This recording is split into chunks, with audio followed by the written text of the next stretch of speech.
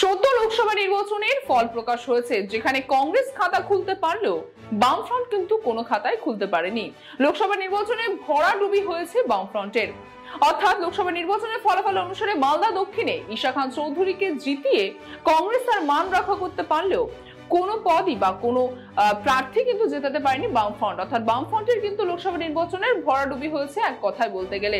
তবে সামনেই রয়েছে উপনির্বাচন 4টি বিধানসভায়। সামনে 10ই জুলাই রয়েছে উপনির্বাচন এবং সেই উপনির্বাচনে বামফ্রন্ট সূত্রের খবর এবারও জোট হিসাবে নামছে তারা মাঠে। অর্থাৎ কংগ্রেস বামফ্রন্টের যে জোট আমরা লোকসভা নির্বাচনে দেখেছিলাম, সেই জোট কিন্তু আবারও নামছে উপনির্বাচনের মাঠেই। উপনির্বাচনে কংগ্রেস এবং সিপিএম একসঙ্গেই তারা কিন্তু লোকসভা নির্বাচন লড়বে এবং যেই 4টি বিধানসভা কেন্দ্রে নাম এখনো পর্যন্ত সামনে, সেই 4টি বিধানসভা কেন্দ্রে কিন্তু তারা ভাগাভাগি করে আবার প্রার্থী দিচ্ছেন। অর্থাৎ যেখানে আমরা জানি যে মানিকতলা, বাগদা, রায়গঞ্জ এবং রানাঘাট দক্ষিণ এই 4টি বিধানসভা কেন্দ্রে এখনো পর্যন্ত যেই সূত্র আসছে, সেই সূত্র অনুযায়ী জানা যাচ্ছে যে বাগদা এবং মানিকতলায় কিন্তু সিপিএম প্রার্থী দিচ্ছে, অন্যদিকে রায়গঞ্জে প্রার্থী দিচ্ছে কংগ্রেস। তবে যদি রানাঘাট দক্ষিণে কংগ্রেস তার প্রার্থী দিতে চান, তাহলে সেখান থেকে কিন্তু পিছিয়ে আসবে সিপিএম। এমনটাই কিন্তু সিপিএম সূত্রে খবর জানা যাচ্ছে যে এই 4টি কেন্দ্রে এখনো পর্যন্ত এইভাবেই ভাগাভাগি হয়েছে।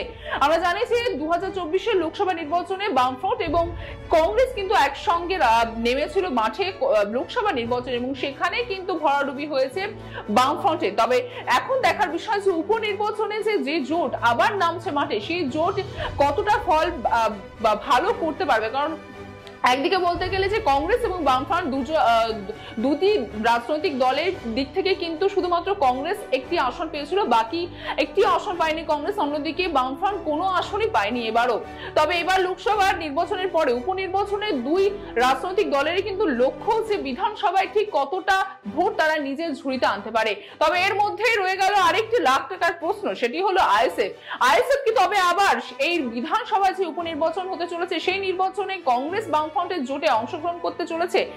তবে ইতিমধ্যেই কিন্তু প্রার্থী ঘোষণা করার প্রকল্পে বা প্রার্থী ঘোষণা করার দিকে রয়েছে আইএসএফ এবং নওশাদউদ্দিন সিদ্দিকী। তিনি কিন্তু এর আগে লোকসভা নির্বাচনের সময় বলেছিলেন তিনি বামফ্রন্ট এবং সিপিএম এর বামফ্রন্ট এবং কংগ্রেসের সঙ্গে কিন্তু তিনি জোট করে আত্মসম্মান বিকিয়ে তিনি কিন্তু জোট করবেন না।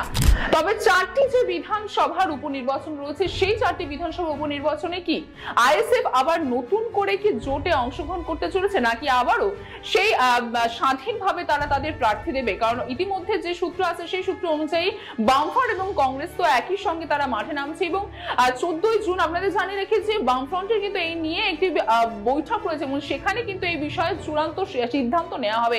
কারণ এখনো পর্যন্ত সূত্র অনুযায়ী যে খবর আসছে যে এই 4টি বিধানসভা উপনির্বাচনে তারা তাদের প্রার্থী দিচ্ছেন, কে কোন প্রার্থী দিচ্ছেন। তবে এই বৈঠকের পরে কিন্তু সেই সিদ্ধান্তর বদল হতে পারে, সেদিকে নজর থাকবে আমাদেরও।